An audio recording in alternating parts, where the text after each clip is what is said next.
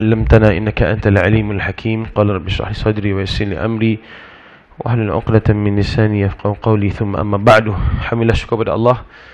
Pagi ini Allah kurniakan kesempatan umum, mudah-mudahan Allah merahmati berkati kita semua. Amin ya rabbal alamin. Surah apa kita? 9 Okey. Perkara 16. Qala musannifuna rahimahumullah nafa'ana bi'ulumihim fid darain. Amin. Haram membatalkan sembahyang dengan sebab was-was.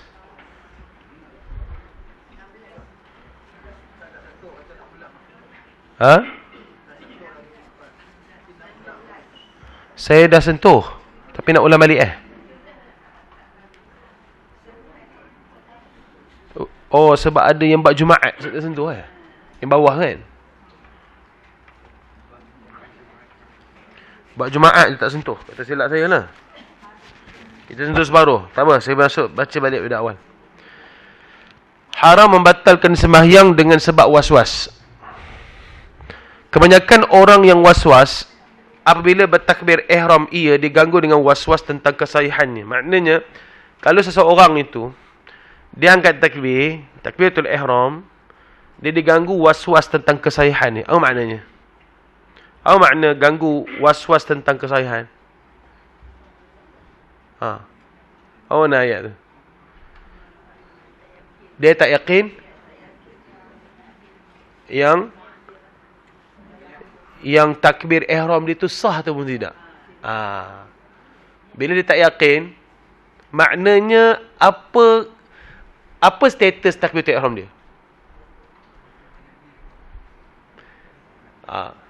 Dia tak yakin dengan kesahihan takbiratul ihram dia. Bila tak yakin dengan kesahihan takbiratul ihram dia, apa status takbiratul ihram dia? Jangan terus hukum tak sah. Saya nak sebut. Dia akan jadi syak 50-50. Itu dia. Contohnya, kita tak yakin dengan 3 ke 4. Jadi di situ dia akan jadi apa? Syak lah kan? Syak 50-50. So macam ni, dia tak yakin dengan kesahihan takbir. Bila tak yakin,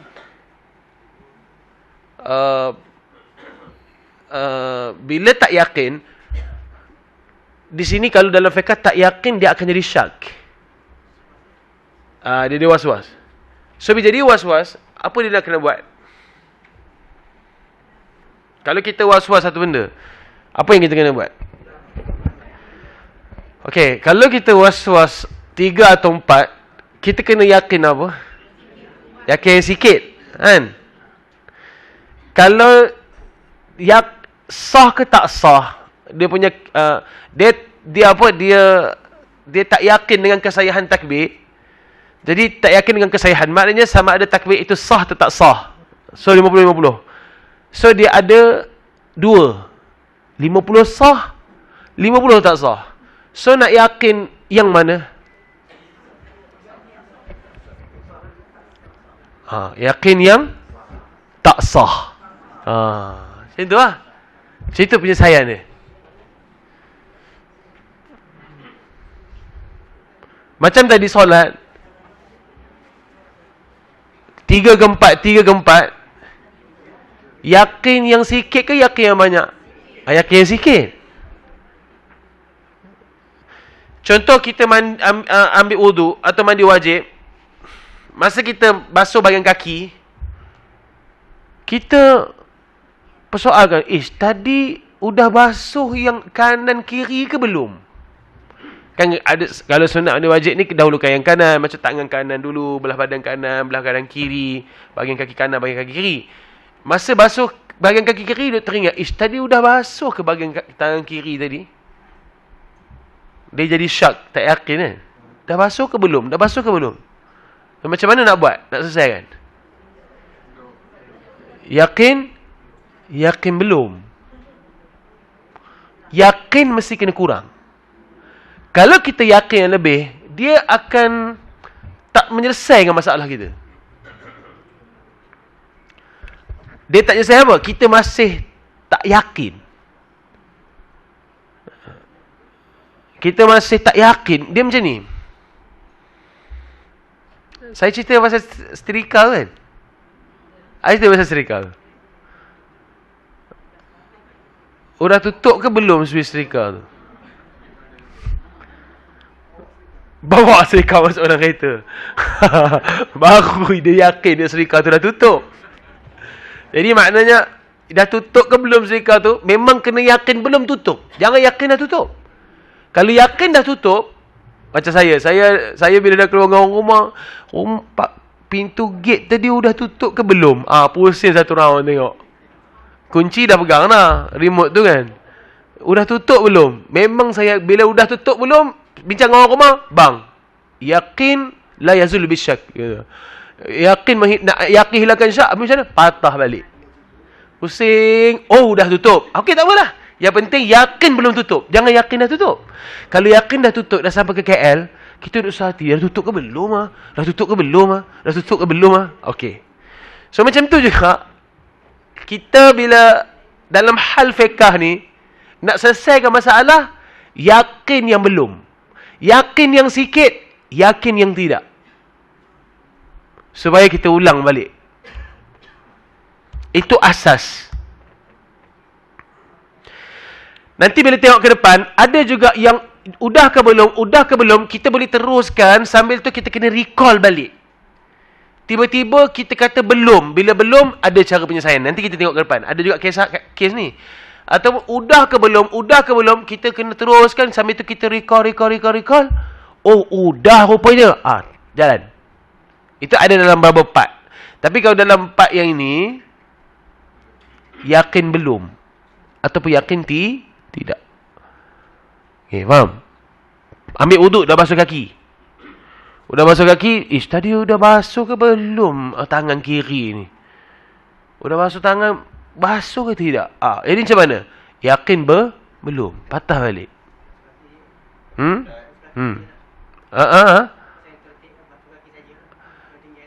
Kalau tinggal tu, basuh anggota yang tinggal saja. Contohnya dia tengah basuh kaki kiri, tiba-tiba teringat, tangan kanan ni udah basuh ke belum? Yakin tak basuh, patah balik. Basuh tangan kanan saja. Lepas tu sambung balik basuh kaki.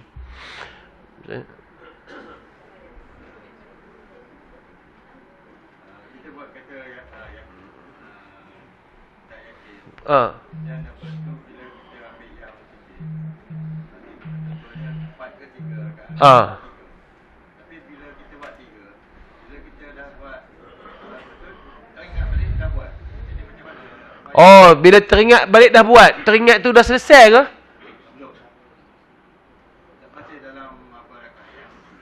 Masih tiba-tiba teringat dah buat. Yakin dah buat. Okey, kalau tiba-tiba datang yakin dah buat, teruskan dengan yakin dah buat. Tak apa. Tadi masalah, udah ke belum? Udahlah tu. Tak boleh. Udah ke belum datang balik recall, tiba-tiba yakin. Dia mesti, kalau udahlah tu, dia nak ambil jalan mudah. Dia ada udahlah tu ambil jalan mudah, ada udahlah tu dengan yakin yang dia dah buat.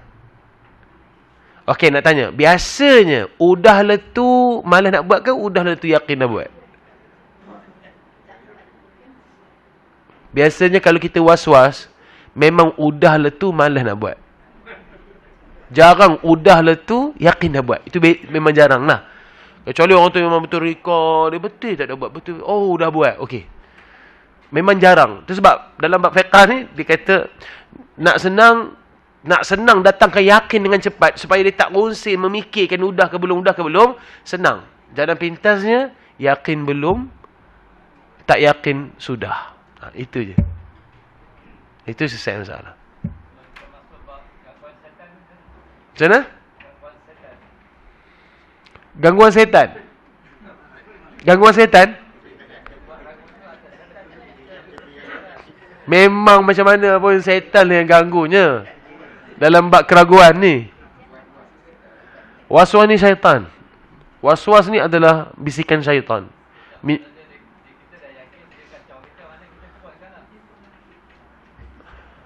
Kita dah yakin, tapi dia kacau kita. Kalau kita dah yakin dia kacau kita, kita teruskan. Kita dah yakin dia kacau kita. Kita dah yakin dia kacau kita. Tiba-tiba kita yakin, betul ke? Kalau betul ke tu, udahlah tu. Dia jadi tak yakin balik lah. Macam itulah. Poinnya adalah, kita ukur diri kita. Tak reti nak selesaikan. Udah ke belum? Memang kalau rasa macam mana, memang kita kena yakin belum. Itu lagi selamat. Walaupun dah habis orang tegur, kamu semayang tadi 5 rakaat. Tak apa. Kita dah selesai part, kita ambil kaedah yakin belum. Dia dalam bab ni, takbir ni, kalau perasan, dia kata kebanyakan orang was-was apabila takbiratul ihram diganggu dengan was-was tentang kesahihannya, maka dengan sebab demikian keluarlah ia daripada sembahyangnya dengan memberi salam. Baik. Kemudian bertakbir ihram ia pula pada kali yang kedua, maka berdosa ia hukumnya setiap kali ia mengulangi takbir ihramnya, kerana sembahyang yang pertama itu tidak sah. Maka tidaklah perlu bagi keluar daripadanya itu dengan memberi salam. Baik, ini cerita macam dia tak yakin dengan kesahihan takbir dia. Dalam takbir tu apa yang kita sebut sebelum ni, mesti kena ada 3 syarat niat kan.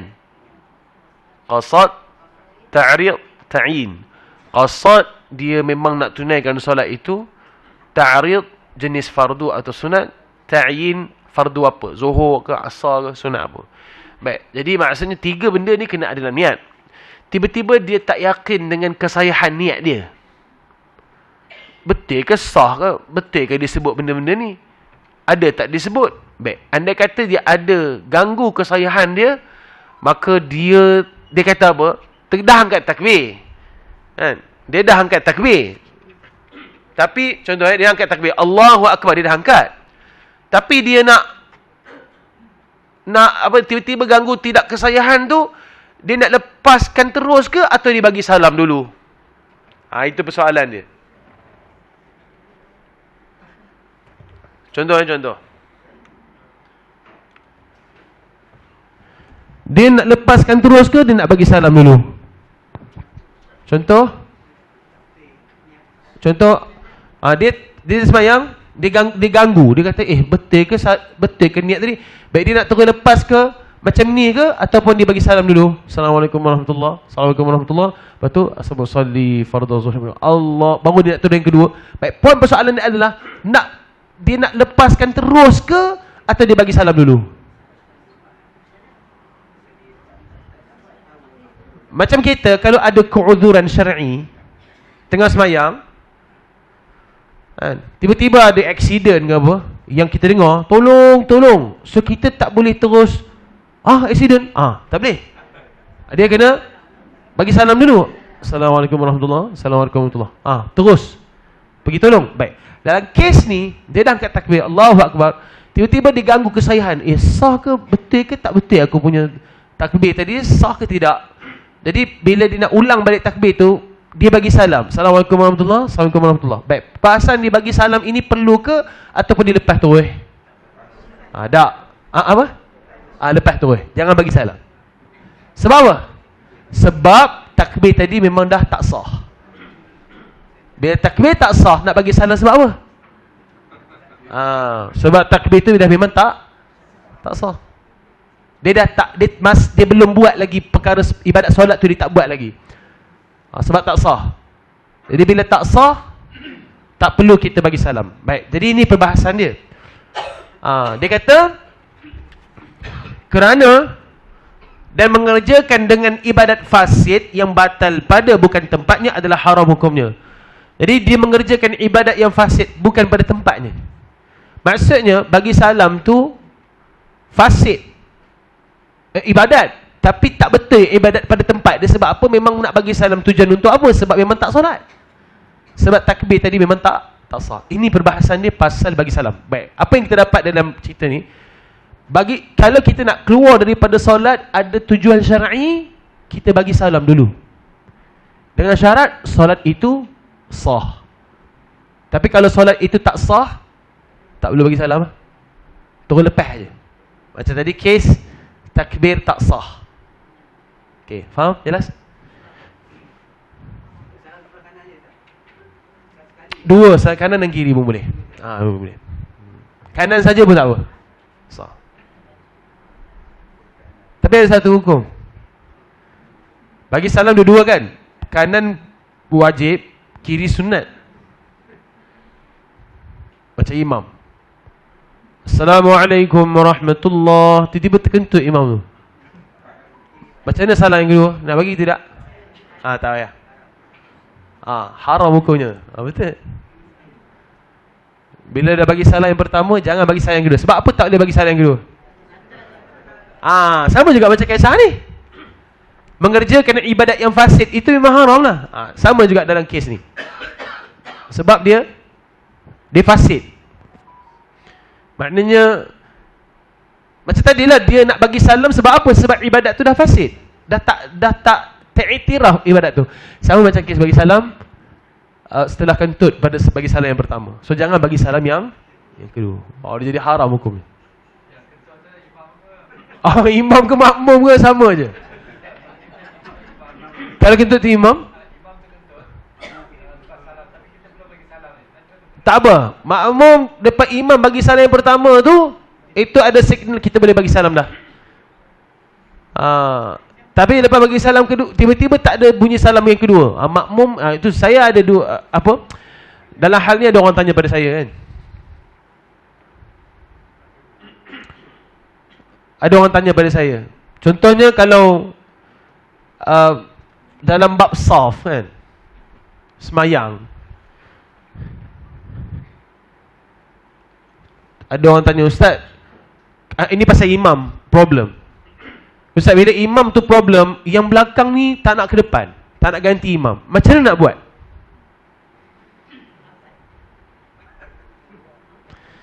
Katakanlah imam depan batal, saya di belakang.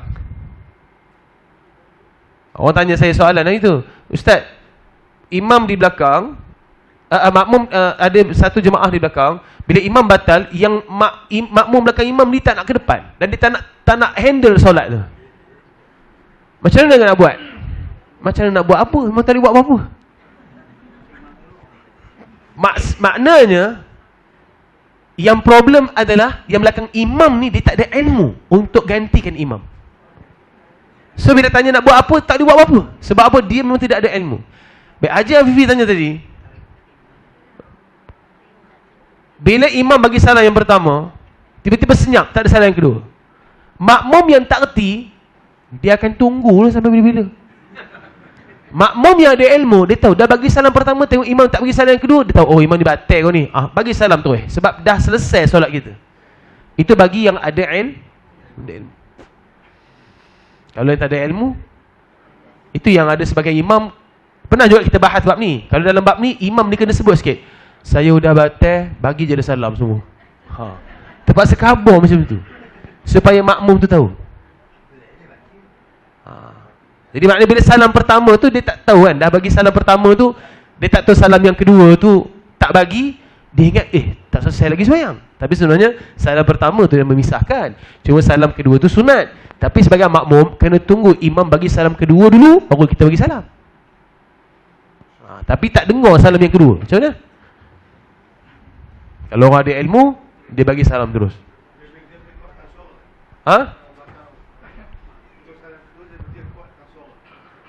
Contohnya?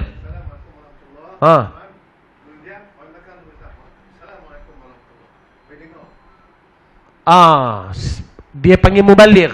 Okey, kalau mubaligh okey. Tujuannya tak nak kelirukan jemaah, nak bagi tahu yang dah boleh bagi salam. Okey je, boleh. Mubaligh ni ada part yang tertentu boleh digunakan.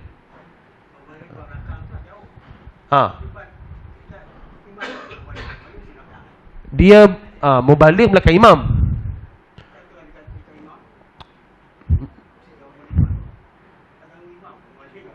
Tak ganggu. Mubaligh belakang imam ni nak bagi signal bahawa bila makmum bagi salam, maknanya semua dah bagi salam. Sebab takut orang tak perasan imam tu dah bagi salam. Boleh? Bila imam Assalamualaikum warahmatullahi, tak dengar salam kedua. So bila belakang Assalamualaikum warahmatullahi, Assalamualaikum warahmatullahi, dikuatkan sikit suara. Boleh? Maksud menandakan memang dah bagi salam. Itu point tak nak mengelirukan makmum. Boleh?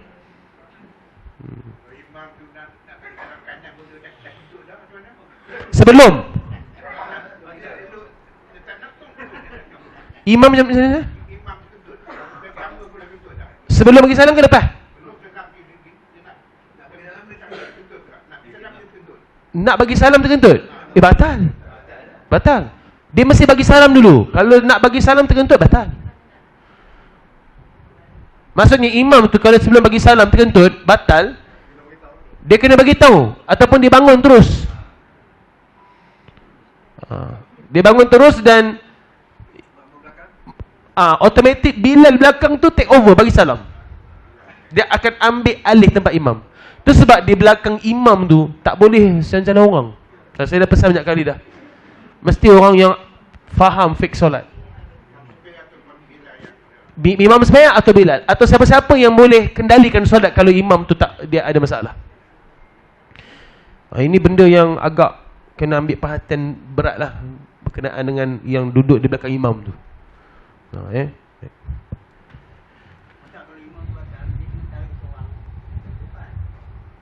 Tak payah. Imam batal? Tak payah, tak payah tarik. Position dulu tak payah. Imam dia batal, dia turun keluar je.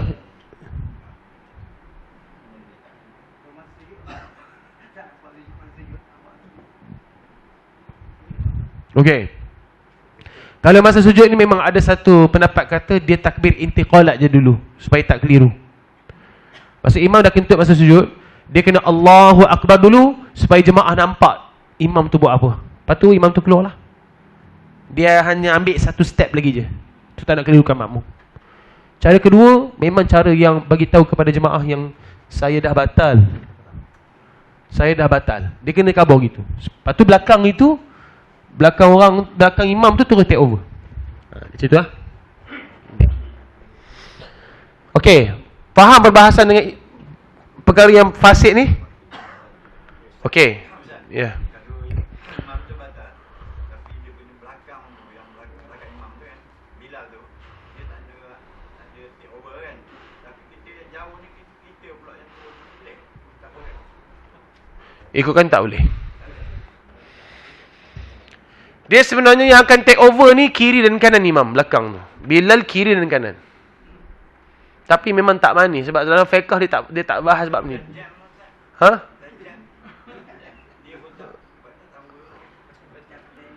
Itu tak boleh. Dia sebenarnya yang di belakang imam tu yang kena take over terus.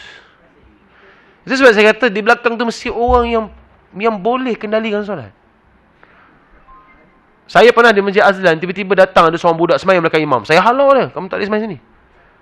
Kalau ikut dengan halau tu orang kata biarlah. Bukan pakai biarlah. Siapa nak handlekan solat kalau solat tu ada masalah.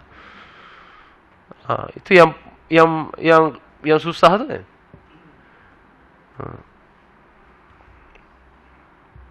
Dia mesti yang di belakang imam juga. Saya nak kata mesti yang belakang imam tu yang kena tahu, kena dengan solat.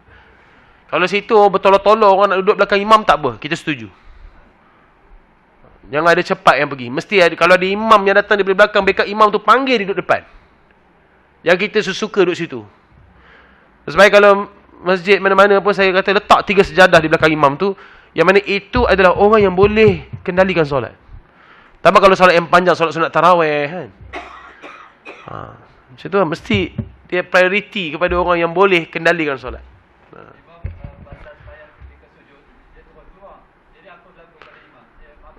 Okey, bila imam tu keluar ketika imam batal ketika sujud, memang dia kena bisikkan jemaah, saya dah batal. Dah. Dia jangan biar. Biar nyorok bagi ni gelak padam muka koma. Sujudlah sampai bila-bila. Dia tak boleh macam tu. Dia mesti khabar, saya dah batal. Keluar. Saya dah batal. Cukup. Dia guna bahasa sikit. Saya dah batal. Bila keluar, yang belakang tu automatik akan ambil alih.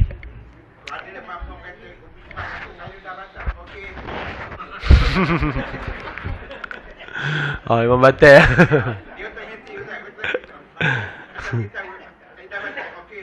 Dia sebenarnya ada 2 kaedah. Satu yang itu, satu lagi kaedah imam takbir intiqalat, dia bangun tak bagi keliru kepada jemaah. Itu dua. Tapi saya tanya baru ni Ustaz Hazri, Ustaz Hairul Nizam. Saya pernah baca dalam pernah pergi pada perbahasan imam makmum tu. Hairul Nizam kata, dia kata tak boleh macam tu. Sebab bila dia takbir Allahu Akbar tu, dia buat perkara fasid yang dia dah batal. Tapi saya tanya dia, habis macam mana nyelesaikan masalah Ustaz? Dia pun tak boleh jawab. Macam mana nyelesaikan? Itulah. Akan guna kaedah cakap. Dia kata guna kaedah cakap itu lagi tepat. Saya dah batal. Itu lagi tepat sebenarnya.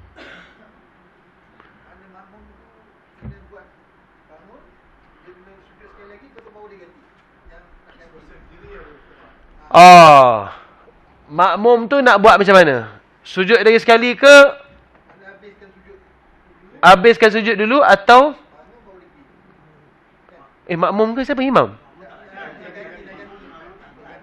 Okey, yang ganti tu memang sekarang ni tengah sujud belaka. Okey. Okey, sekarang ni cerita imam tu batal pada sujud yang ke berapa? Sujud pertama. Okey, lepas tu imam tu keluar, dia kata, maaf, saya dah batal. Okey? Mau ganti. Okey. Apa tindakan yang belakang? Imam yang belakang tu nak buat apa? Adakah dia bangun, duduk di antara dua sujud terus?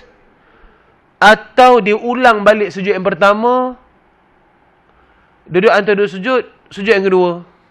Sini ada perbahasan, tapi ni belakang lagi sebenarnya. Tak apa, saya cerita. Sini ada dua pendapat. Pertama, dia ulang balik dua-dua sujud tu.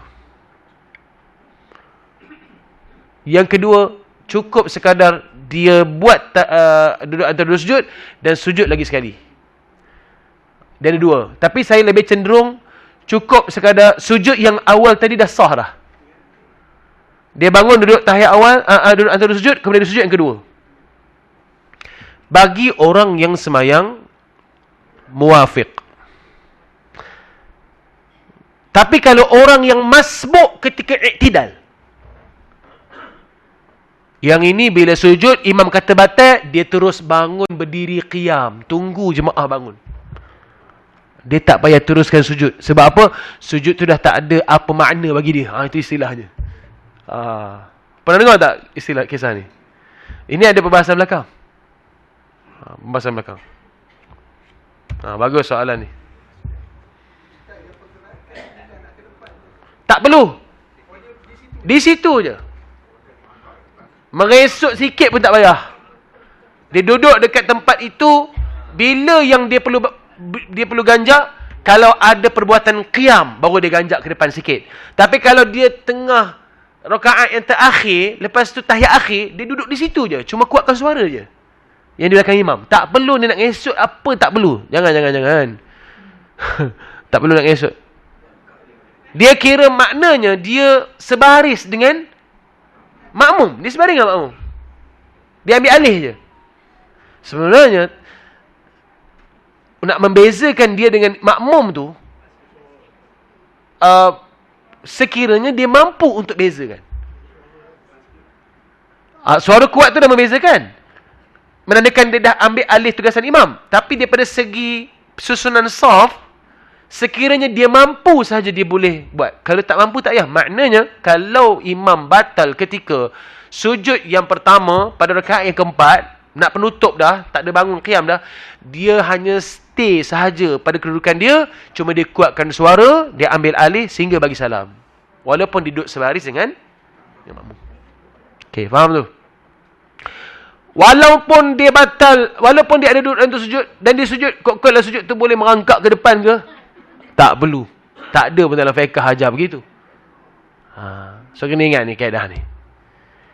Kecuali bila ada qiyam rakaat kedua. Atau rakaat yang seterusnya. Bila qiyam, apa yang makmum, yang belakang imam tu kena buat? Apa yang...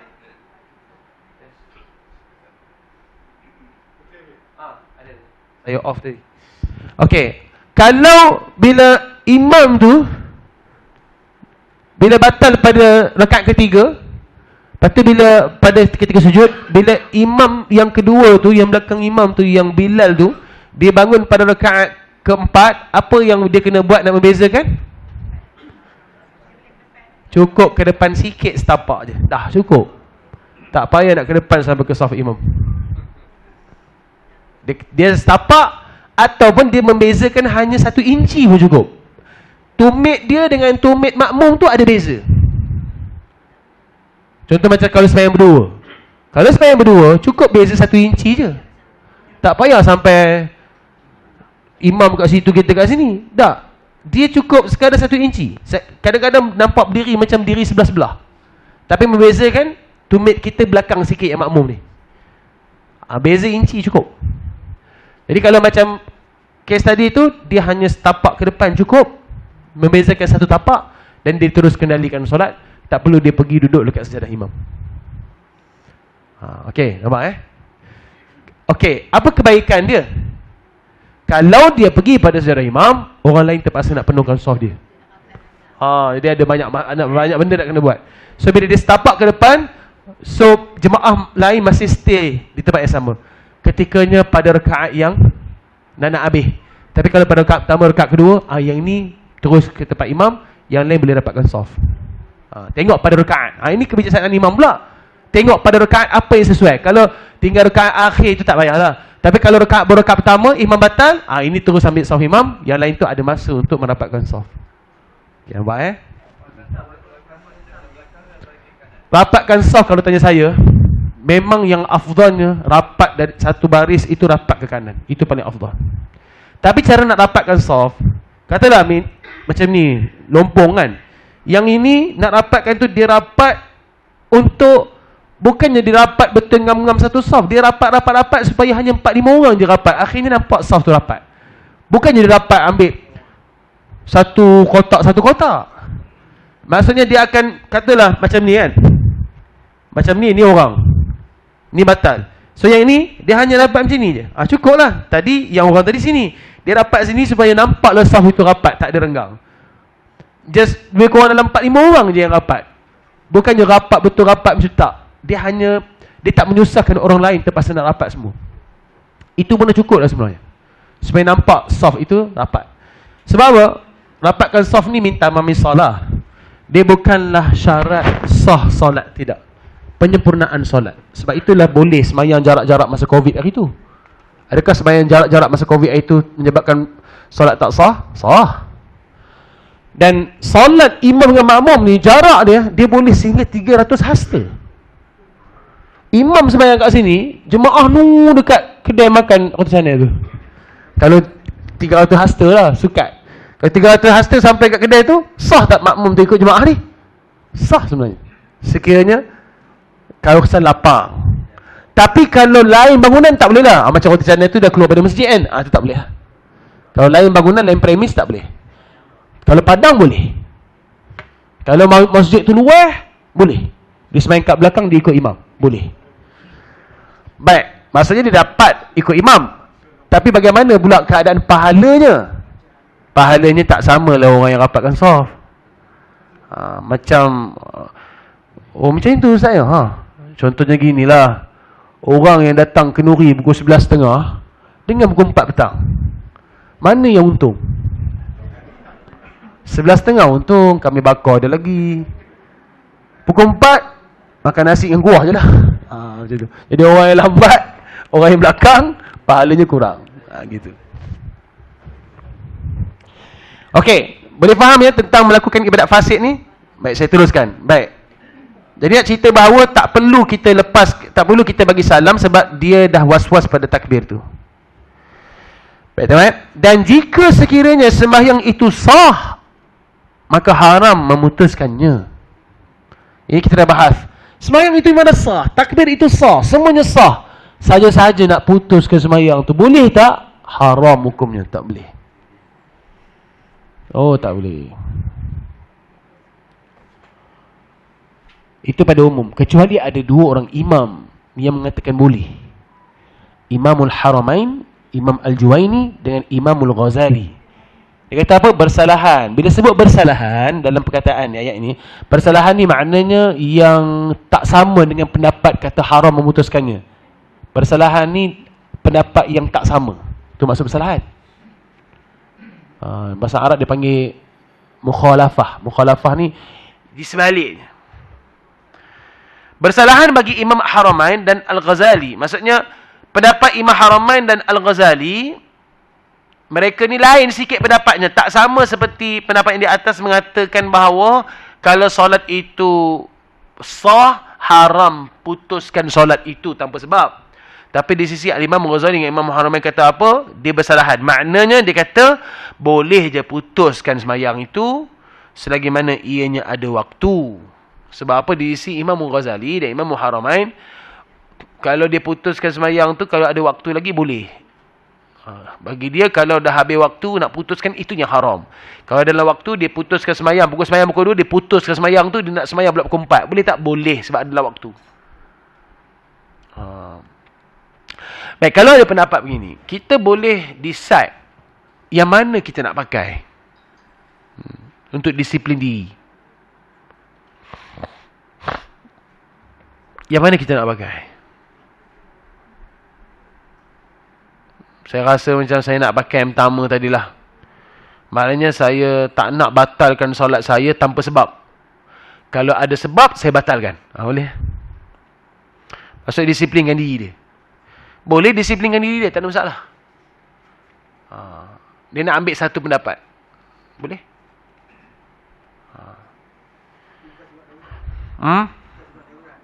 Kalau darurat, hukum lain. Tapi kalau macam tadi, daruratnya adalah uzur. Uzur, dia batalkan. Tak apalah. Dia letakkan syarat begitu. Contoh, ada orang sembahyang sunat. Dia macam azam diri dia. Saya azam bila saya puasa sunat, saya tak nak batalkan puasa sunat kecuali ada keuzuran. Keuzuran yang perlu saya batalkan. Sakit teramat sangat. Ini tak ada sakit sesaja tengah hari kawan makan depan kita, kita liur, kita buka puasa. Contoh. Yang itu tak boleh, tak ada sebab syar'i. Sebab syar'i pada diri kita. Sebab lapar bukan sebab syar'i, sebab sakit. Memang puasa memang lapar. Kan? Dia boleh tentukan diri dia macam mana. Macam dia lah. Bila ada pendapat, kita nak pegang yang mana? Kita boleh cenderung mana-mana. Jadi Haji Afifi pegang yang mana? Saya ikut keadaan Ustaz. Kadang-kadang kod sah, kadang-kadang tak sah. Tak boleh gitu. Jadi kena ambil satu. Apa nak ambil? Itu terpulang lah. Jadi fiqh dia begitu. Terpulang, kita nak ambil yang mana?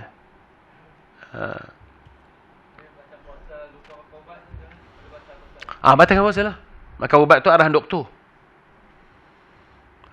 Lupa makan ubat. Kena makan ubat lu baru puasa. So kalau macam tu, kena batalkan puasa. Makan ubat. Tak batal. Inhaler tak batal puasa. Ada gangguan dah bersemayang. Masa sangat mayang. Ada secara mambung Ustaz dia bukan dia bila rapat, kita rapat kan dia rapat tadi rapat kita. Dia rapat tu dia tak berdiam, dia shake dia. Dia sakat, kita matahari sakat tu. Jadi sentuh. Lupa dia ada begitu dia depan belakang dia sakat kita. Dia tumpang kan tumpang. Dia Allahu a'lam. Adakah dia memang Parkinson ke? Atau habit atau penyakit atau saja? Sebenarnya kalau kita ni bukan Arab, kita ni Melayu. Melayu ni terlalu tinggi sangat budi bahasa. Kalau Arab dah kena tegur lah. Kamu pasal apa semayang begitu? Arab dia lain. Arab kalau kata salah, salah. Doktor yang mengajar salah pun ditegur. Doktor, salah tu. Salah kamu tu. Saya pernah tengok anak murid berdebat dengan doktor. Tapi yang berdebat dengan doktor dalam universiti tu, itulah markah yang paling tinggi dia akan bagi. Kita berdebat dengan doktor kat Malaysia, itu markah paling rendah sebab kamu lawan aku. Sedangkan yang tegur tu betul. Malaysia jangan main-main. Masa saya belajar di USAS dulu, Dr. Faizal Khair. Dr. Faizal Khair dia mengajar akidah. Adalah benda yang kita argue dia. Bukan argue, kita datang mendapat. Lala yang kita argue tu, dia bagi markah tinggi. Kata, doktor, kami ingatkan doktor bagi markah rendah. Kau terasa tak? Ana punya style, kalau kamu argue Ana, benda betul, Ana lagi tinggi markah kamu. Ana bagi. Ada setengah doktor gitu. Ada setengah dia tak boleh. Lawan, siap. Kalau dalam hal ni, wallahu alam, kita kena tanya dia, sebab apa kamu goyang? Memang kena tanya. Kamu goyang tu anggota besar tu. Yang mazhab Syafi'i kira tak sah. Sebab apa goyang? Oh, saya memang Parkinson, saya memang tak boleh. Okey, bagi saya lah, kalau macam tu, kamu lebih baik semai di hujung, kamu jangan rapat dengan orang. Supaya tak ganggu orang. Dan orang akan tahu. Kamu beritahu aku macam tu, orang akan tahu. Kalau orang tanya aku beritahu kamu memang ada masalah. Macam tu, kita akan raikan begitu. Dia ada orang yang ada masalah dalam bab ni. Alah, itu bukan nak cerita bukan aib. Supaya orang tahu, dia memang macam tu. Tapi Alhamdulillah, dia datang juga semayang. Dia marah tu, Ustaz. Rapatnya tu. Memanglah kalau goyang-goyang sebelah kita pun kita marah. Saya pun rasa, ni semayang sebab apa ni? Tapi dah habis semayang, kita cakap kat dia. Sebab apa kamu goyang? Goyang tu anggota besar. Kita ni memang diajar budi bahasa budaya kita ni. Maknanya, tak boleh tekan horn. Nanti orang tengah horn tu, tanda nak marah, nak gaduh. Bukan. Maksud tak boleh. Teguran tak boleh terima kita ni. Mungkin cara tegur lembut pun dia orang kata kita kasar. Terlalu sangat budi bahasa. Sepatutnya kerajaan kena war-warkan saling tegur menegur. Semua kena terima teguran kalau ianya baik. Patutnya kena war-warkan satu Malaysia supaya orang boleh terima teguran. Tapi kita tak budaya begitu. Memang betul. Susah nak tegur ni. Memang payah. Itu orang Malaysia lah. Jaga hati punya pasal. Sehingga di hari akhirat esok, dia lain pula ceritanya. Kenapa kamu tak tegur aku masa kat dunia dulu? Padahal kamu nampak aku buat salah. Sedangkan kita tak nak tegur dia, takut dia marah kita. Macam itulah kita sepatutnya kena tegur. Baik. Macam mana nak buat Cik Lan? Memang kena tegur dia, tanya dia sebab apa dia buat gitu. Bagi saya, okey, nak berlapik bahasanya gini. Kalau kamu duduk sebelah aku tak adalah rasa ganggu. Kalau orang lain tu, mungkin orang lain rasa ganggu. Padahal aku rasa ganggu juga. Tapi jangan kata aku rasa ganggu. Kamu duduk dekat sebelah aku tak rasa ganggu. Tapi kalau orang lain yang tak biasa, orang akan ganggu kamu. Tapi cakap kat dia, bagi nasihat dia, saya cadangkan kamu semayang di hujung. Jangan rapat dengan orang. Itu je lah.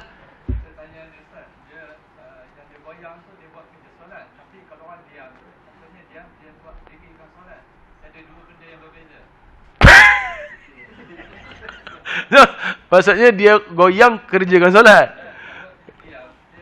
Mendirikan solat. Ya. Allahu a'lam.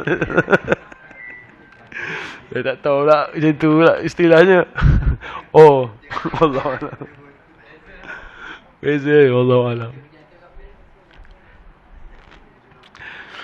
Okey, saya nak sambung sikit ni, tak selesai Jumaat ni lagi ni. Okey lah. Jadi perbahasan dalam bab solat tu selesai. Okey, tengok. Jumaat ni dia ada pengecualian. Tengok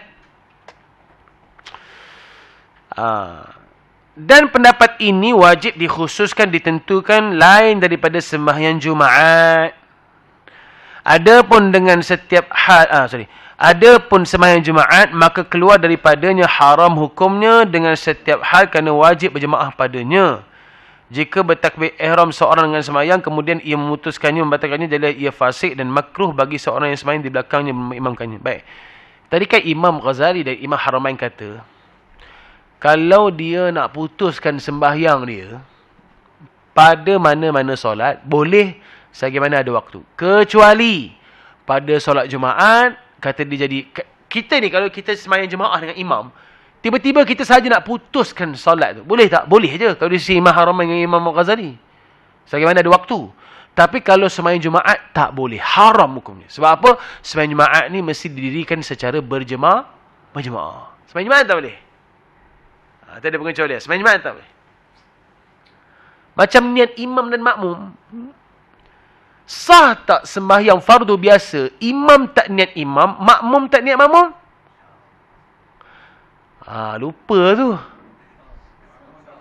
Sah tak imam dan makmum pada solat biasa, bukan Jumaat, dia tak niat imam dan tak niat makmum? Sah. Tapi pada Jumaat boleh tak? Jumaat tak boleh. Jumaat mesti kena imam niat imam, makmum niat makmum. Semua dah tahu ni.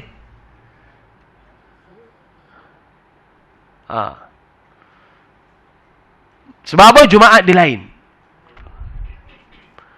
Sebab apa Jumaat dia mesti makmum niat makmum, imam niat imam? Supaya bila imam tu jadi imam,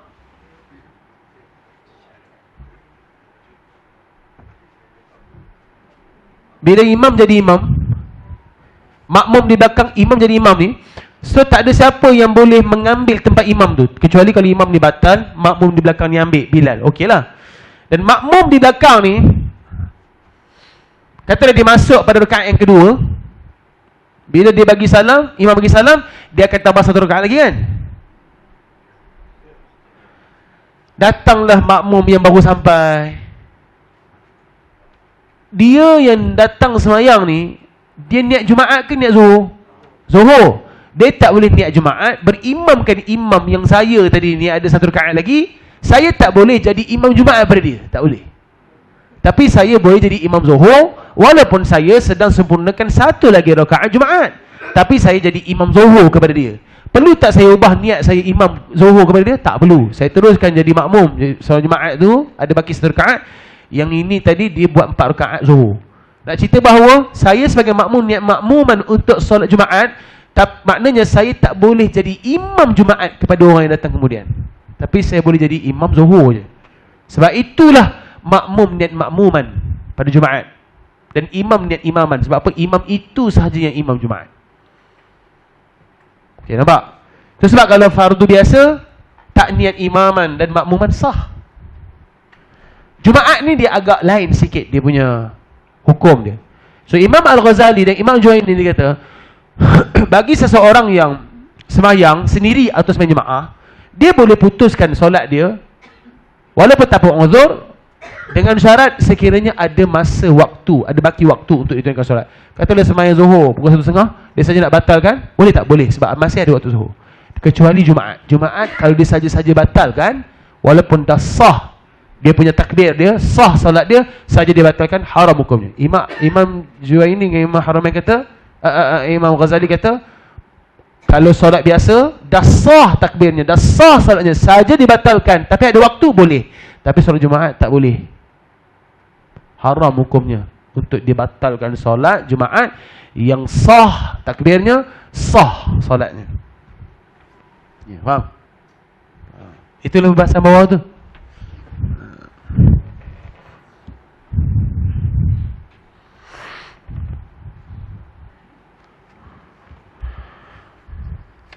Boleh ke?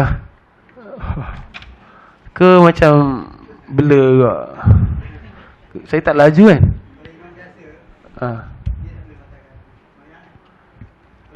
Kalau imam biasa? Imam biasa ke semayang biasa? Makmum lah. Okey. Oh, kecuali makmum. Imam saja batal tak boleh lah. Ini cerita bab makmum. Imam saja batal tak boleh. Walaupun hukum boleh, tapi kalau hukum imam tak boleh, dia akan jadi bab qudwah pula. Dia sebenarnya al-adabu fawqal ilm. Adab ni atas, ilmu di bawah.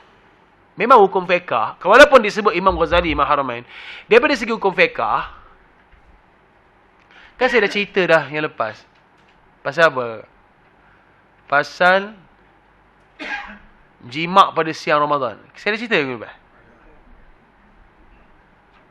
Dalam bab hukum fiqah. Hukum fiqah kata apa? Batalkan puasa dengan makan pisang. Kalau terus jimak 2 bulan berturut-turut. Jadi, kalau macam itu Ustaz, bolehlah makan pisang. Baik. Yang makan pisang, dalam fiqah dia cerita bab hukumnya. Tapi secara adabnya, benda tu memang dosa, tak boleh buat. Itu poin dia. Macam imam, saja-saja batal kan. Kalau ikutkan daripada segi adab, akhlak, dia cerminan yang baik ke tidak? Tak baik. So, adab itu yang penting, yang memagari, yang menguasai ilmu dia.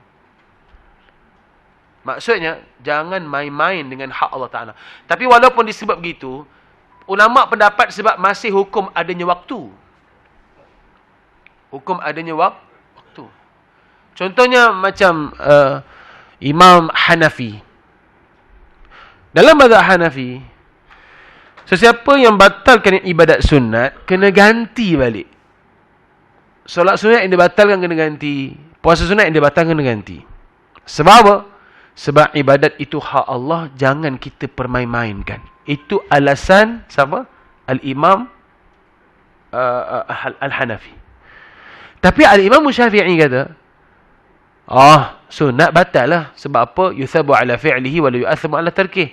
Dibuat dapat pahala, tak buat tak dapat apa-apa. Tapi adakah Imam Asy-Syafi'i batalkan ibadat sunat sesuka hati dia je? Tak. Dia tetap intimak dengan ibadat sunat. Dia tak akan batalkan. Nampak? Maknanya, walaupun ianya sunat, tetap kena jaga sebagai adab kita dengan Allah Ta'ala. Wallahu a'lam. Itulah perbahasan.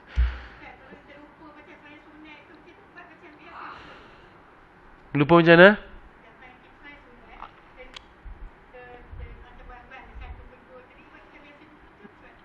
Sembahyang sunat was-was, buat ikut kaedah juga. Satu kedua, yakin satu, tak yakin dua. Walaupun dah habis orang kata, kamu sembahyang maghrib ke tadi? 3 rakaat. Tak apa. Ambil kaedah tu, sama juga. Mana-mana solat. Makan pisang lah je, Fi. Kalau kita tengok tujuan dia, pasal itu dia kekal hukum yang asal balik. Memanglah tujuan dia makan pisang tu sebab nak jima'. Tapi tetap hukumnya berdosa. Tapi bila dia makan dulu sebelum jima'. Bila dia jima' terus, dia kena bayar. Tapi kalau dia makan dulu baru jima', dia tak payah bayar. Itu memang disebut dalam fiqh, dia panggil hilah. Dia panggil hilah. Jadi maknanya dia makan pisang tu sebab dosa yang nak tanggung tu hanya dosa makan pisang je, bukan dosa jima'. Itu dia bagi hilah tu. Tapi Ustaz, kalau kita fikir Ustaz, yang diharam tu disebabkan bulan puasa tu kan. Dalam bulan puasa yang kita menghalalkan tu pasal kita nak membatalkan puasa je. Bukan disebabkan kalau jimat tu tak haram ke kalau tak. Pasal dia dalam bulan puasa tu Sebenarnya makan pisang tu pun dah haram dah. Makan pisang tu pun dah haram dah. Musafir tak apa. Dia ada sebab. Dia ada masyaqqah. Dia sebenarnya nak cerita bab kafarah je. Kalau kita makan pisang dulu, gantilah satu puasa tu pada hari lain. Tapi sebenarnya walaupun diganti pada hari lain, dia tak akan dapat ganjarannya sama seperti hari. Dia kena ganti. Jadi nak dibandingkan dengan dijimak terus, dia kena puasa 2 bulan turut-turut. So cara helahnya, makan pisang dulu. Supaya dia dah batalkan puasa dia memang dah tak sah, baru dia jimak. Puasa Ustaz, dia punya pilihan tak? Pisang pada, kurma pada. Kalau ada nasi biryani pun makanlah biryani dulu. Sebab apa dia sebut makan pisang? Maknanya batalkan puasa dulu. Itu istilahnya. Tak, saya sebut tak. Yang istilah bab pisang ni, yang ni fake orang-orang dulu. Puasa tak? Makan pisang dulu. Maknanya buka lah puasa dulu. Tak kira lah makan apa, minum air seteguk ke, tak apa. Poinnya jangan jimat dulu. Tapi orang kata, adakah ustaz mengajar? Bukan mengajar suruh makan pisang dulu baru jimat. Tak, nak cerita dia agak ringan sikit. Kalau dia terus jimat, puasa 2 bulan turut-turut. Itu kisahnya. Baik. Saya pernah lah ada bagi kursus pada anak-anak muda. Ustaz, kalaulah ada orang buat macam tu, macam mana? Kalau ada orang buat macam tu, dia diam mudah, minta taubat pada Allah. Tu je lah. Jangan cerita kat orang. Ustaz, semalam kami dah makan pisang lah Ustaz. Jangan cerita kat orang. Maksud kalau tiba-tiba lah, yalah benda ni tak boleh kata apa, tiba-tiba orang tak tahan sangat nafsunya kan. Buat je lah. Nanti minta taubat ampun pada Allah Ta'ala. Macam tu lah istilahnya. Dia bukan Ustaz suruh buat, bukan. Tapi nak cerita bahawa kaedahnya begitu. Kita mana tahu, manusia kita tak tahu. Kalau seorang ni, kalau seorang tak nak, yang lapan tak nak, ni seorang kena kan.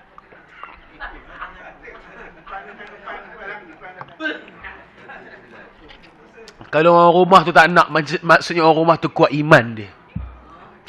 Laki tak kuat iman. Itu je lah.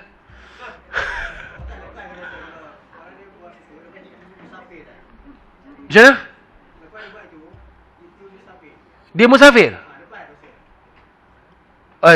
Tetap juga dosa. Tapi kalau dia musafir baru dia buat, tak ada apa-apa. Sebab musafir memang boleh batalkan puasa. Tapi sebenarnya kena ingat, musafir ni bukan menandakan kena buka puasa. Allah kata apa? Faman wa antasumu khairul lakum. Puasa tu lagi baik untuk kamu. Yang Allah sebut dalam Quran. Dia bukan guna alasan musafir je nak kena buka puasa. Tidak. Allah kata wa antasumu khairul lakum. Kamu puasa tu lebih baik untuk kamu. Itu Allah sebut dalam Quran.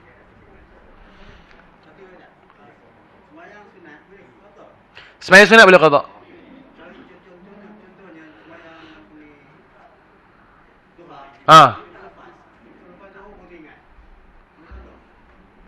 Sembahyang duha. Baik, secara umumnya semua sembahyang sunat boleh qada. Secara umumnya. Tapi insya-Allah minggu depan saya huraikan bab tu. Okey, pasal qada sunat Wallahu a'lam. 10.10 tadi start 9.10, kita berhenti 10.10. Ya, ya. Saya tengok TikTok tu. Perkara apa ni, bab sembahyang yang 4 waktu lah. 4 rakaat. Tiba-tiba dia buat 5 rakaat. Naik rakaat ke-5 tu, dia tengah baca Fatihah, baru teringat yang dia dah buat 5. Dia terus Turun. sujud dan ada terus naik akhir. Boleh.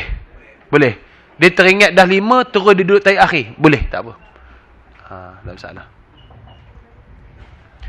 Wa sallallahu ala sayyidina Muhammad wa ala alihi wa ashabihi ajma'in alhamdulillahi alamin. Bismillahirrahmanirrahim. Alhamdulillahi alamin. Sallallahu alaihi Muhammad wa ala alihi wa ashabihi ajma'in. Allahumma ja'alna minal ladzina sami'ul qawla fattabi'una ahsana.